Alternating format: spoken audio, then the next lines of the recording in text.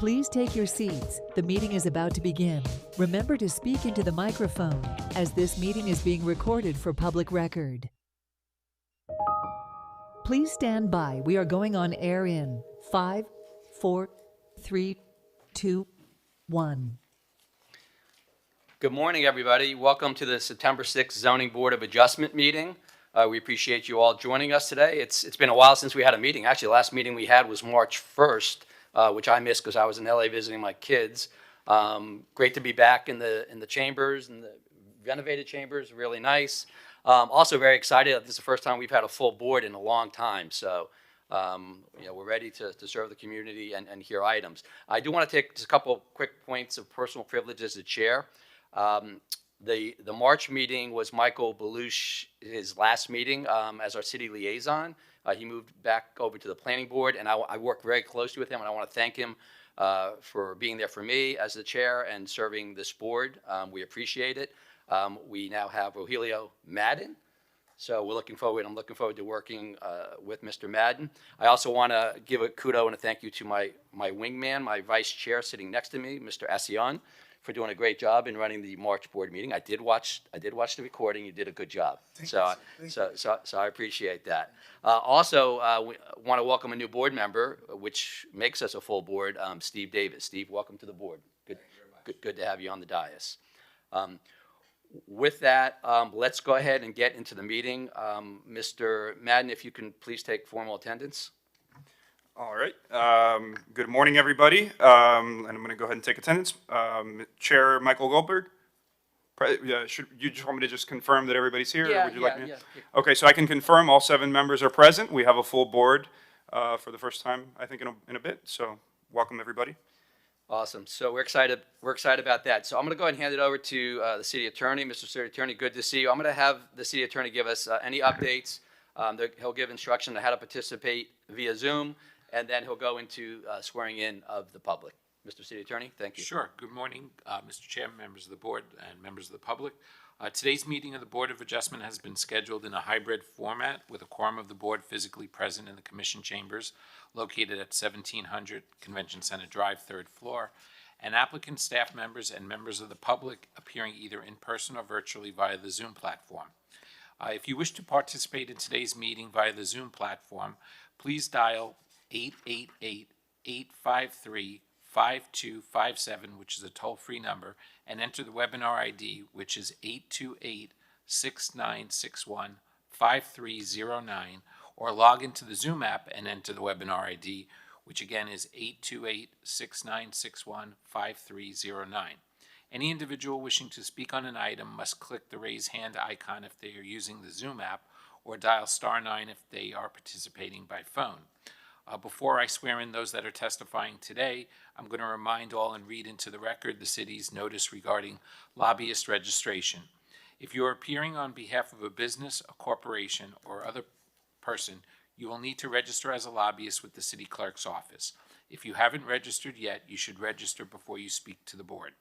You do not have to register as a lobbyist if you're speaking only on your behalf and not any other party, or if you are testifying as an expert witness, providing only scientific, technical, or other specialized information or testimony in this public meeting, or if you are appearing as a representative of a neighborhood association without any compensation or reimbursement for your appearance to express support of or opposition to any item.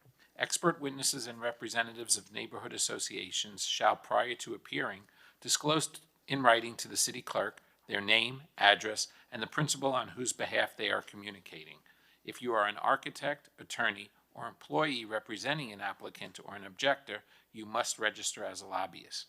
These rules apply whether you are appearing in favor of or against an item, or encouraging or arguing against its passage, defeat, modification, or continuance. Mr. Chair, before we begin, I'd like to take this time to swear in the witnesses that are present in chambers. For those that are appearing via Zoom, I'll have to swear them in individually. So, sir, if you can please stand, raise your right hand. Do you swear or affirm that the testimony you'll be giving in this proceeding is the truth, the whole truth, and nothing but the truth? And you too. Sorry. I do. Thank you. Thank you, Mr. Chair. Thank you, Mr. City Attorney, we appreciate that.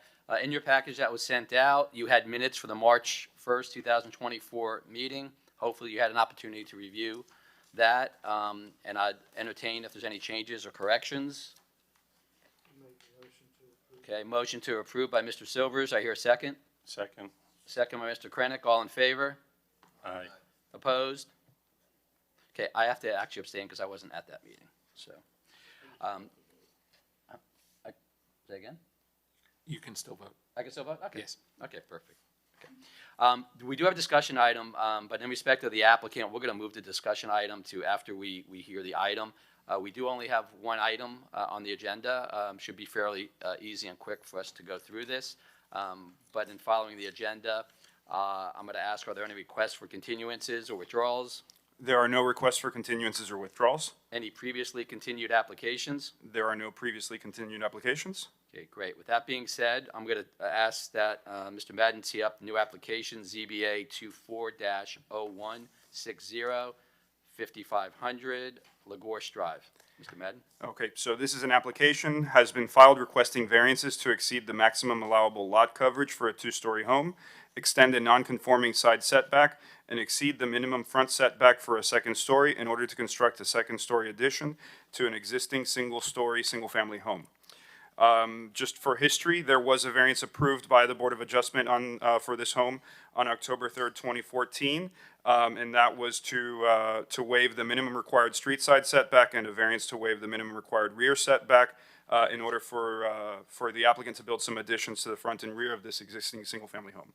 So now, the applicant is proposing a second-story addition to the home. The home currently has a lot coverage of 40, I believe it's 40.1%, so 40.8%, which exceeds the maximum allowable for a single-story home. The maximum allowable lot coverage for a single-story home is 40% lot coverage. The applicant is requesting to go up to 42.9%, and that's to create a small addition on the ground floor that will allow them access to the new upper level that the applicant is proposing to build. Staff has no objections to that variance. It is minimal. It is intended to provide access to the upper level. There is a practical difficulty on the site. The site is constrained, and the applicant is proposing to maintain the existing home. That is something we typically want to encourage, and not encourage tearing down and having to build a whole new structure. So staff is supportive of that variance. The next variance is a variance of the minimum required side yard setback of 7 feet 6 inches in order to construct a new addition with a side setback of 5 feet. Again, the applicant is proposing a second-story addition. That second-story addition is going to follow the existing setback of the first floor, which is currently a legally non-conforming side setback. Because of that is a hardship, the applicant would not be able to provide an additional setback without doing some significant structural modifications that would make this addition impossible to do. So staff is supportive of that setback. The other variance is a variance of the minimum required setback for a second-story addition of 40 feet in order to construct a new addition with a front setback of 24 feet 9 3/4 inches. The second story, typically, if you have a single-story home and you want to do a second-story addition, we require that to be pushed towards the rear of the home. In this case, the applicant has a difficulty that the rear of the home does not have the structural capacity to be able to support that second-story addition, making it impossible to locate it there without doing some significant structural modifications. As a result, the applicant's locating that second-story addition closer to the front of the home. So that is a practical difficulty in order to be able to build that addition, which would make the home usable for this applicant in the long run moving forward. It is next to a new home that is much larger, so these variances will not overwhelm the neighborhood. They are compatible with the surrounding vicinity, and so overall staff is supportive of these three variances, and staff recommends that the Board of Adjustment approve the variances subject to the conditions in the attached draft order. Great. Thank you. Before I introduce the applicant, are there any disclosures on the dais? No. Thank you. Okay. Can we set the clock for 10 minutes? Welcome, Mr. Jelpa. You have 10 minutes. No, the far right button. There you go. Okay. Nick Jelby. I reside at 5500 Lagoris Drive along with my wife. I'm also the architect of the project. Thank you for the intro, Rogelio. Thank you, members of the board. I appreciate the opportunity to present the project. A quick side note, I was a member of the Miami Beach Planning Board for 6 years, and I just mentioned that to say that I know the effort that goes into these things and appreciate your time and attention and involvement in our community, so thank you. A quick history, some of you may remember I was here last September at this meeting. We sought a very similar set of approvals which we received, and that was to locate an addition to the house on the rear of the lot. We got the approvals and sort of went through the process of developing the plans with our engineer and quickly realized that we would basically have to demo the first floor under the second floor where we were proposing to build the home, something that we really can't do for a number of reasons. Chief among those reasons are the expense. We have the 50% rule to contend with, and we recently renovated the house in 2014, about 10 years ago. And it's somewhat of a special house, we think so. I can get through this presentation in 3 or 4 minutes, but wanted to walk you through the existing home to try to explain what we're proposing to do. And what we're proposing is effectively the same project, just in a different part of the house for the second story. This is the existing site plan of the home. We're on a corner lot on 55th and Lagoris, and we have a kind of deep U-shaped house. So you enter from the street, walk all the way up the courtyard, and then enter through the front door, more than halfway through the floor plan. Where you see this dashed line on the bottom is where in 2014 we added that amount of square footage to the house. When we first purchased the house, we had one child who's now a 12-year-old sixth grader. We now have 4 children, and we've sort of outgrown we've outgrown the house a bit. We're crowded. We have bunk beds, thank you. And so we would like, really what we're seeking to do is add 2 bedrooms to the home. So we added this amount of addition in 2014. This is the view as you enter from the street. So you have this very deep courtyard. And we love the house. We spend a lot of time in this courtyard. And we use it as a really part of the living space of the home. This is the view from the front door looking out back towards Lagoris Drive. And as you can see, it provides a fair amount of sort of open space that is open to the street, which is kind of smart, good urbanism, but also a fair amount of privacy just due to the depth of the space. This represents basically what we added in the first go-around, and you'll notice this cladding, these pattern of tiles that we put on.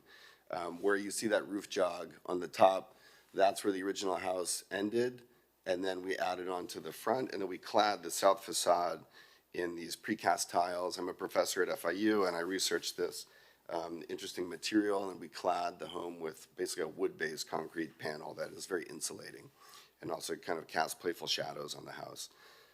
So I'll show a few more photos of that.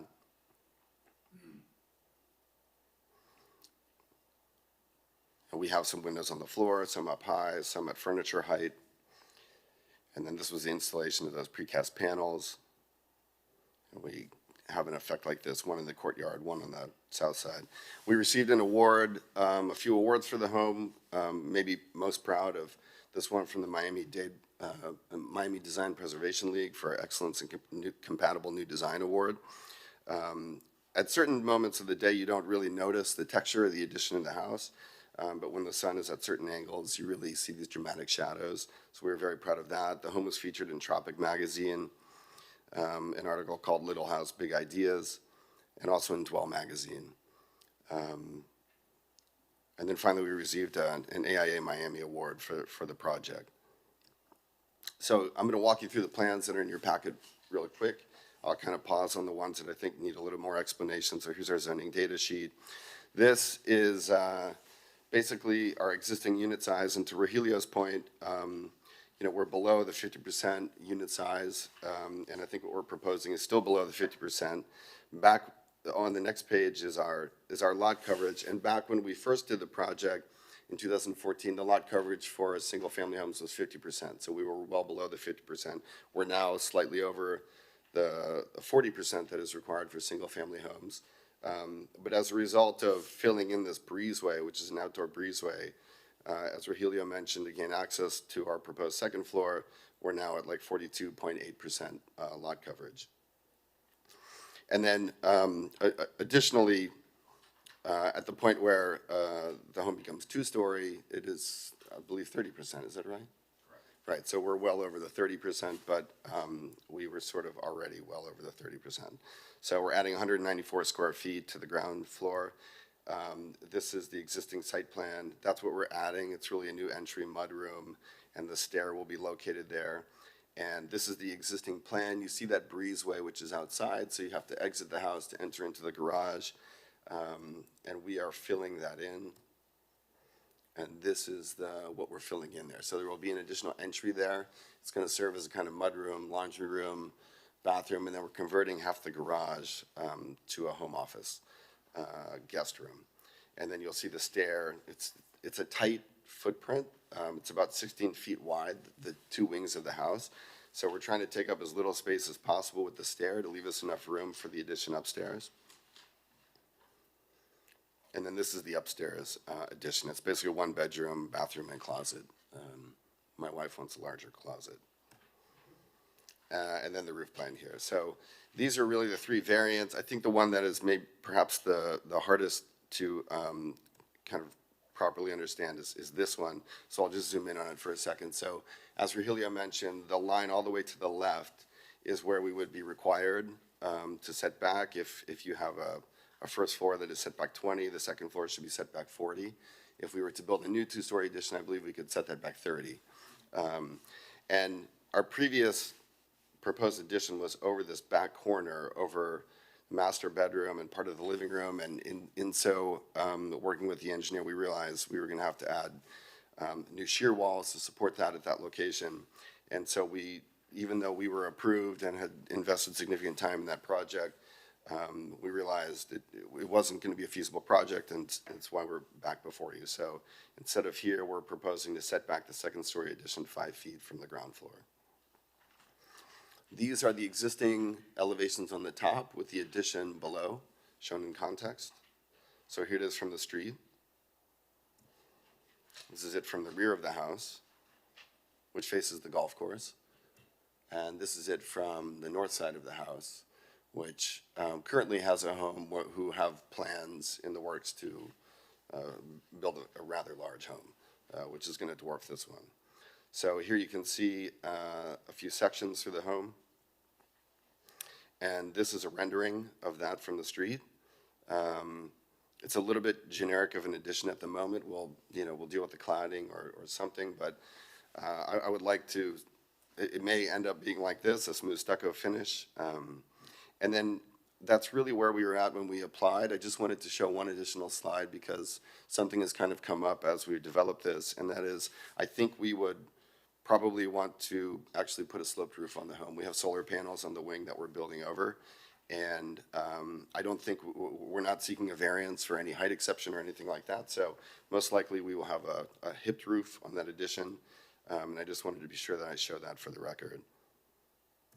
And that is it. Okay, let's go ahead first and open up to public comment. Do we have anybody on Zoom?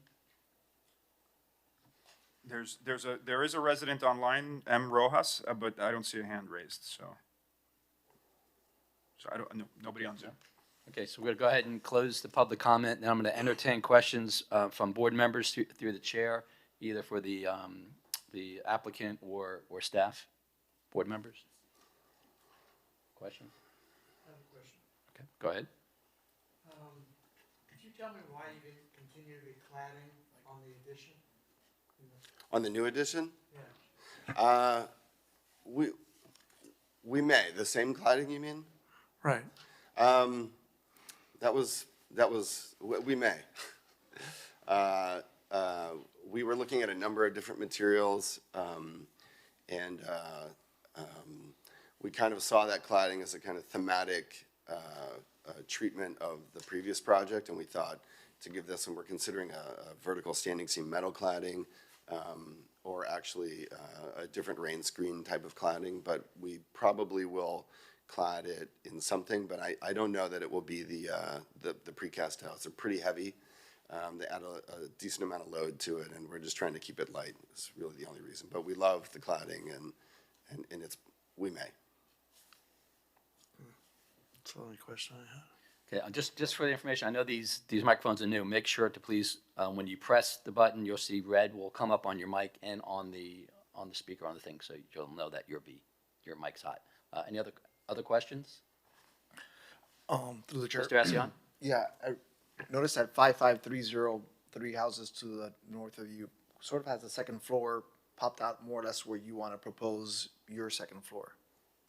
It seems to be pretty much in line with that home. And I was going to ask you about the solar panels, but you just said you're probably going to reinstall them on the. Yeah, we have them at the moment. And You have in a lot fact, of them. How are they working well for you? They are working well. However, our installer told us they would be resistant to golf balls, which we find they are not.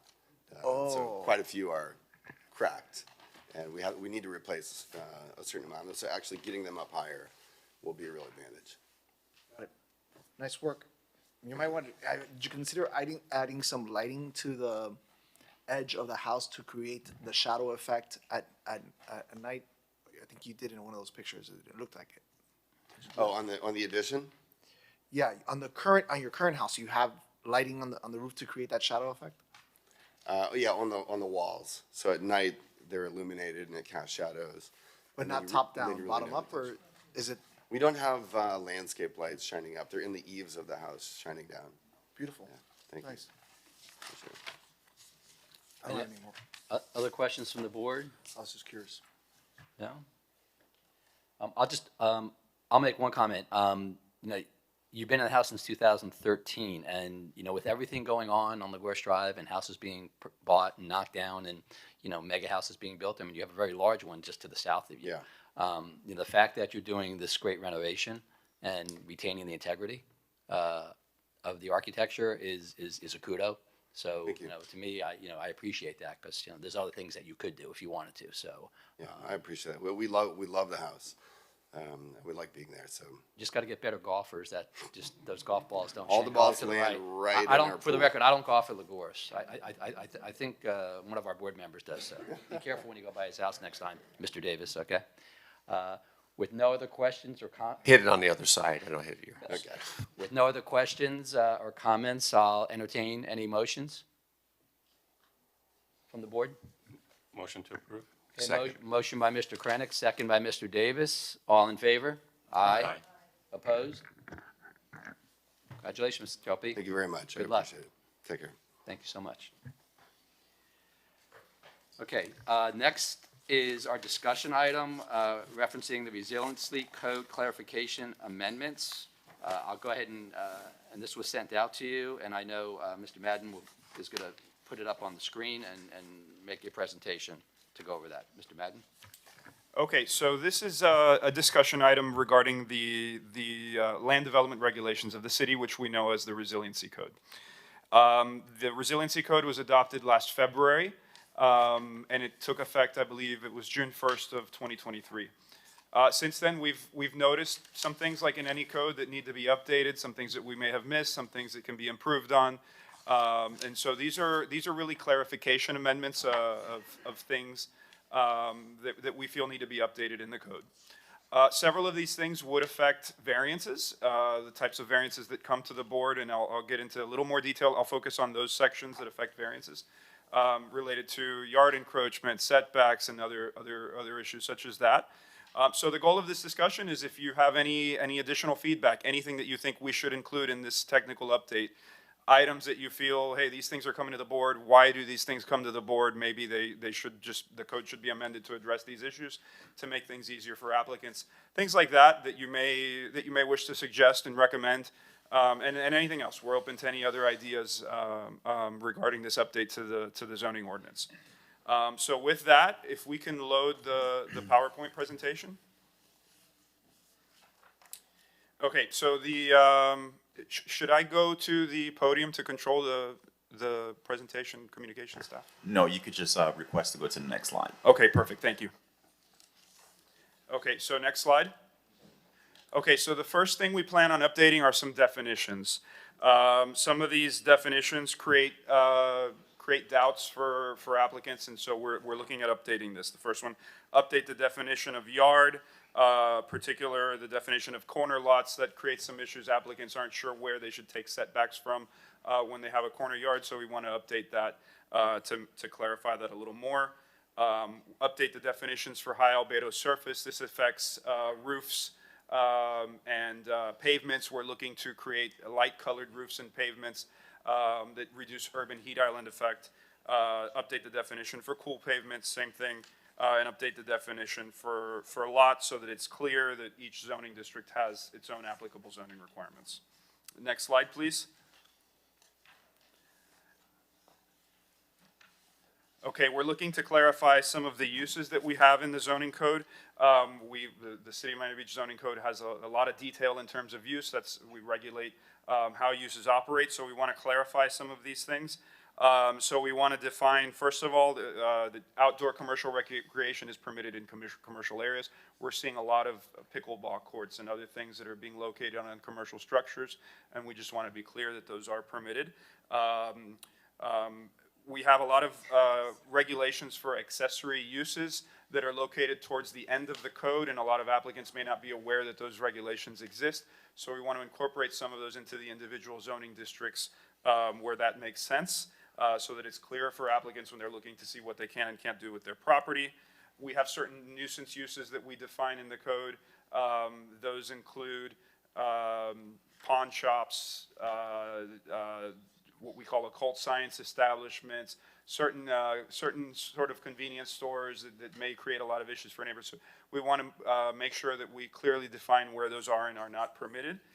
Currently, the code is clear where they are permitted, but less clear on where they're not permitted. They're sort of defined as just a general commercial use. Clarify some other things in the GU district, that's the government use district. Clarify, we have some new terms for our sidewalk cafe program. We call it a concession program, so just updating those definitions.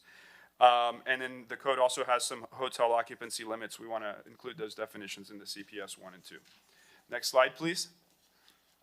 So yard encroachments. These really affect variances.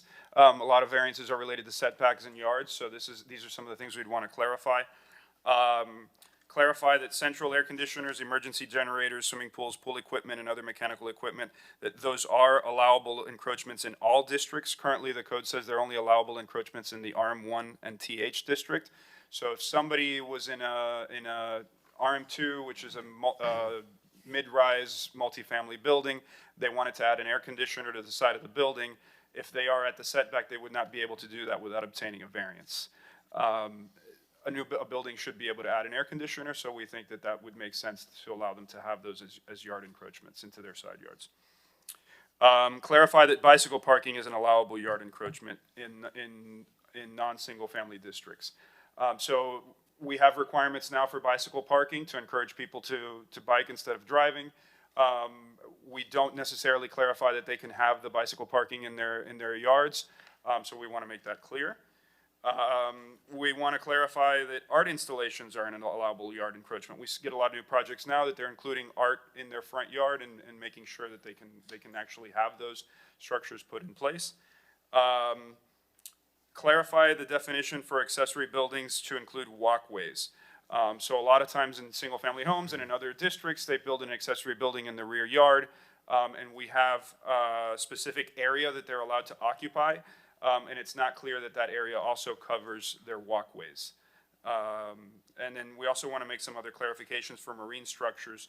The Board of Adjustment often gets variances for marine structures, and we want to make some clarifications to those definitions because it does involve other review agencies outside of the city's control. Next slide. This is just quick these are things that we approve administratively, planning and zoning permits. The code refers to planning and zoning permits in several areas, but it really doesn't define what that is and what that entails, so we just want to make sure that that's clear. We want to clarify that you do not need a special planning and zoning permit for real estate signs. We get obviously a lot of homes go for sale, and we want to make it clear that you don't need a permit, but we do want to make it clear that they still have to comply with size limitations and other things that are in the code. And just a few other clarifications there. Next slide, please. This one affects the BOA. These are related to the single-family district. A lot of the variances that come here are related to the single-family district. So we want to clarify height limits in single-story homes. Currently, that's sort of located in an obscure area of the single-family district. We want to highlight that single-family homes have a height limit of 18 feet for flat roof, 21 feet for sloped roof. Right now, we've had some applicants that miss that height requirement, and they use the height limit of a two-story home, and then we sort of have to send them back, and we want to make sure that that's very clear. We want to clarify for understory homes. Pools can go in the understory. We want to clarify setbacks for the front yard. If you're doing if you have an existing single-family home similar to the variance that we just had, we would require the second floor to be set back 40 feet if that first story is at the 20-yard setback, which is what's allowed for a single-story home. Your second floor will have to be set back at 40 feet. We want to clarify that that's also available for new homes. That new homes could develop with the first floor at 20 feet and the second floor set back at 40 feet, similar to what would be allowed for an existing single-story home. For carports, carports are allowed to encroach into those front yards, clarify the height limits. We'll probably see some variances next month for what we call an architecturally significant home. So we want to clarify that the requirements for some of side yard setbacks don't apply to architecturally significant homes.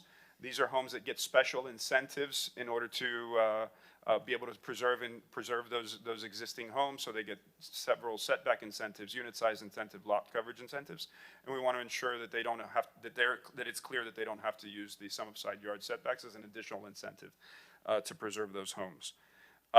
We want to clarify setbacks for swimming pools, clarify requirements for landscaped and open spaces, and also clarify that fence heights, interior side and non-waterfront rear yard setbacks, rear yard fence heights, the elevation that we measure those from. That's something that applicants often have issues with when they're installing a fence in their side yards or in their rear yards, where we measure that height from. Currently, the code requires us to measure that from the sidewalk elevation.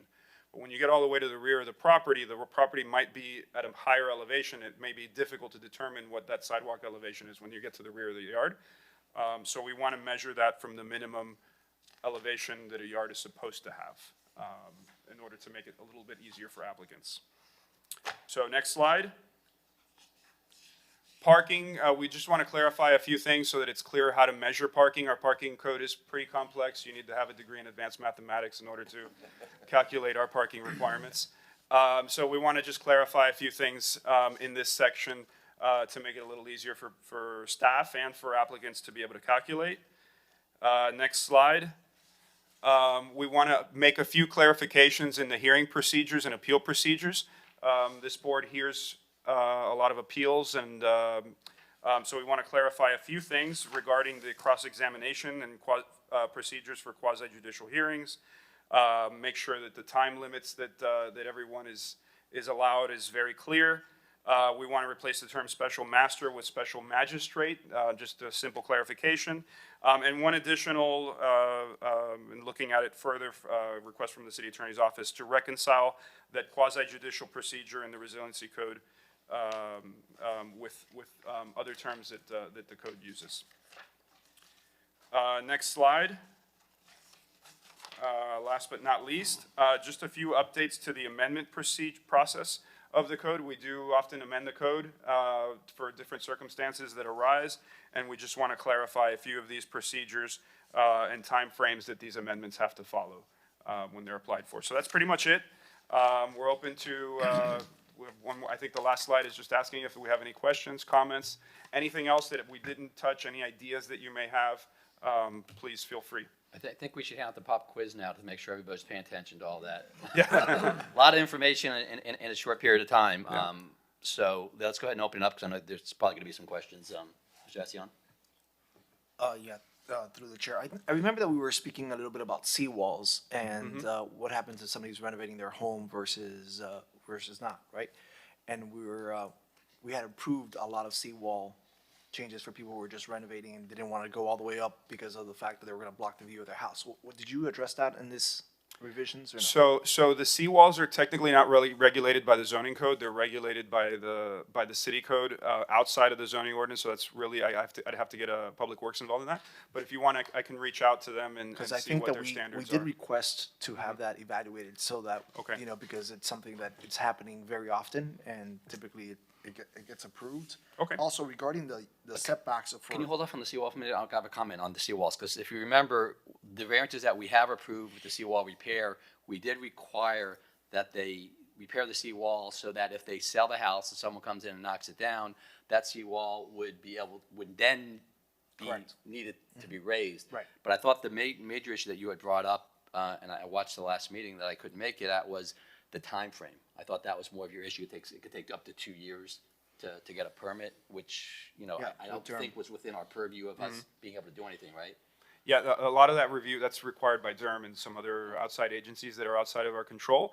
But we'll look and see what we can do to make that a I little bit believe easier. from the last meeting I watched, you said there's someone from Durham here once a month, That's correct. you know? And my question would be on that would be, it seems like, is that enough time to have someone here? Do we have that many? I would assume we wouldn't have that many. We have a decent amount, but because you had brought up, Mr. Alcione, in that meeting, maybe someone from Durham needs to be here twice a month, I believe you brought up?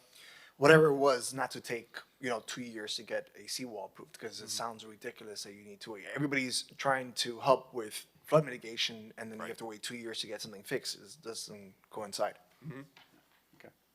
So, but Contagious. I think that you were looking into that last time. Did you, or because I would hate to have the same conversation all over again and then It's nothing my happens? first, so it's my first meeting, so I can't say that I did. I'll follow up with Michael, I think he was covering the last meeting.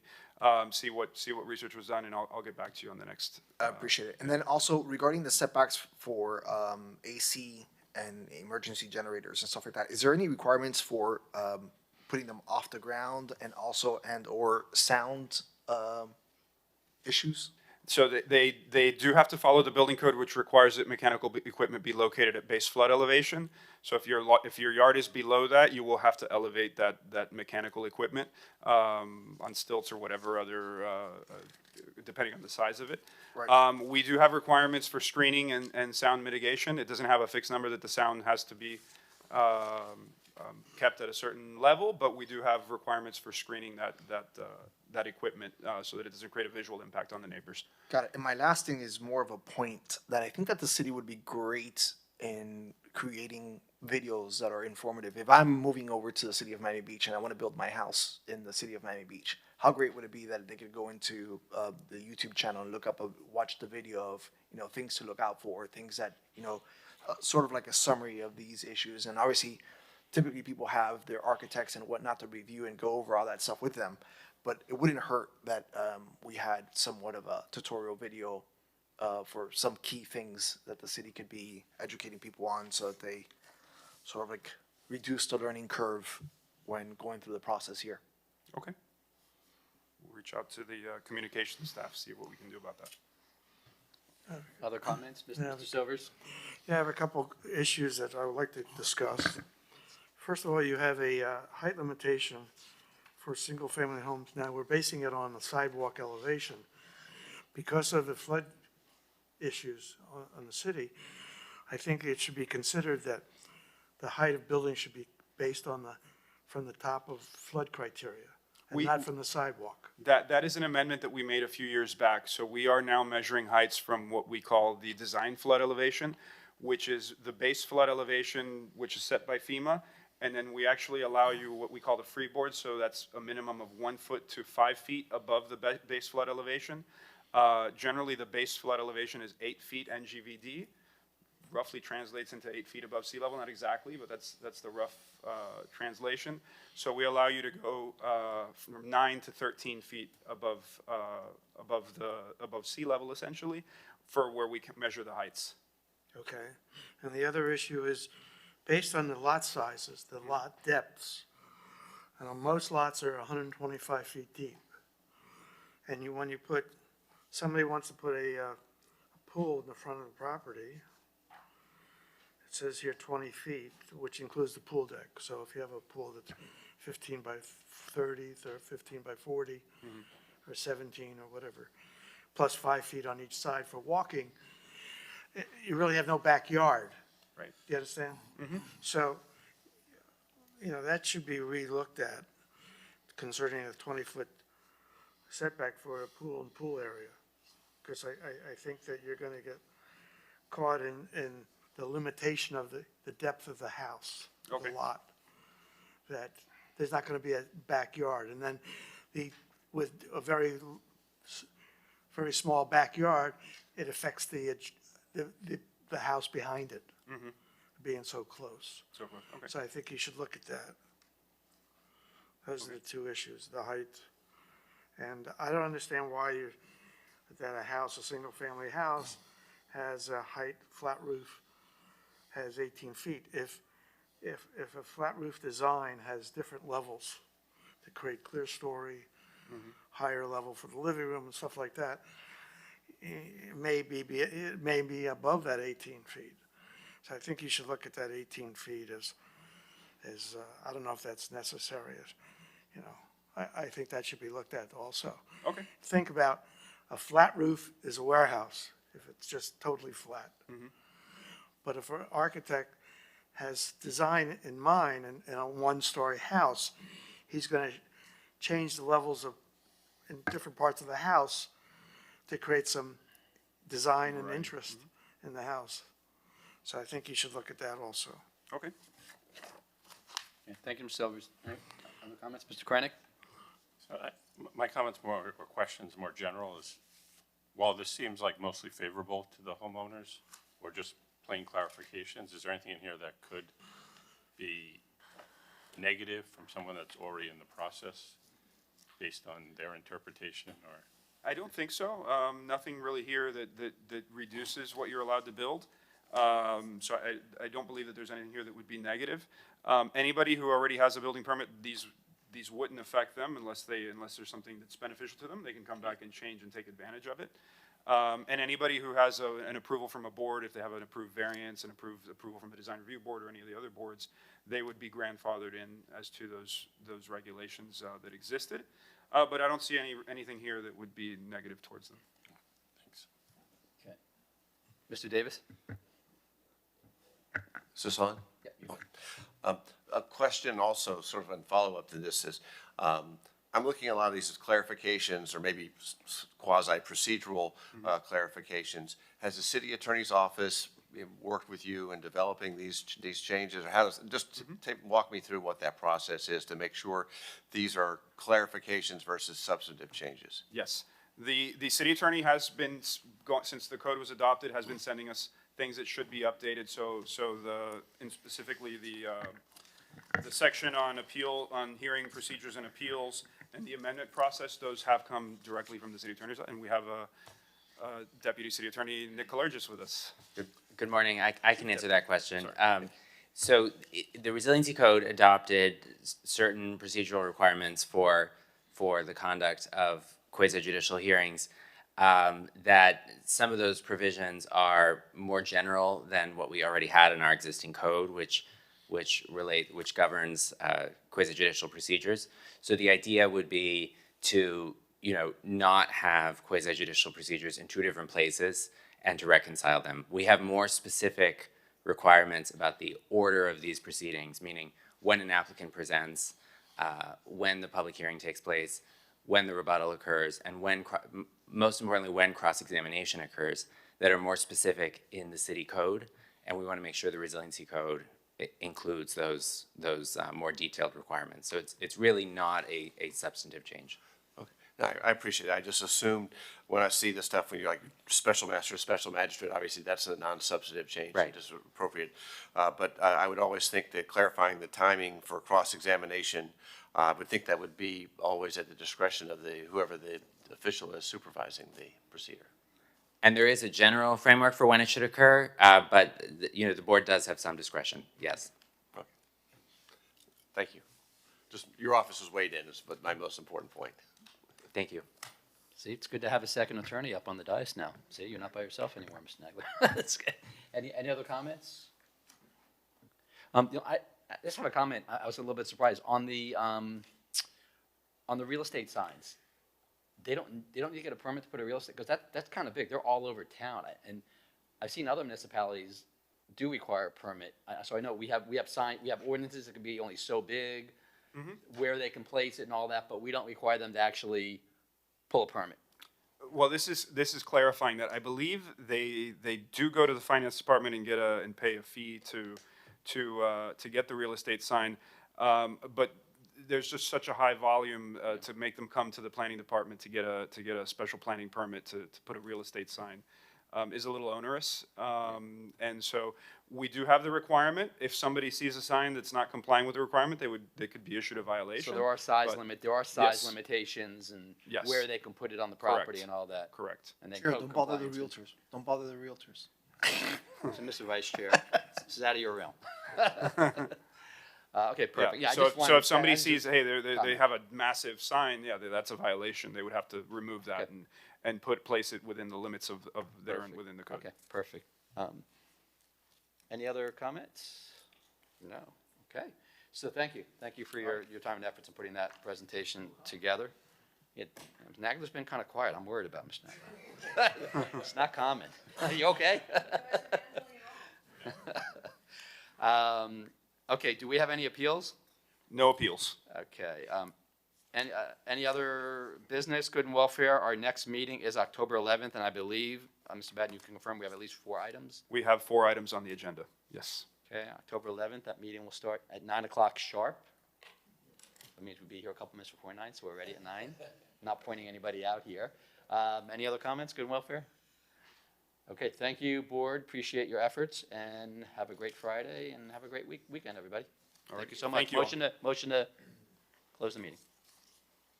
Okay. All, aye? Aye. Thank you. Acclamation.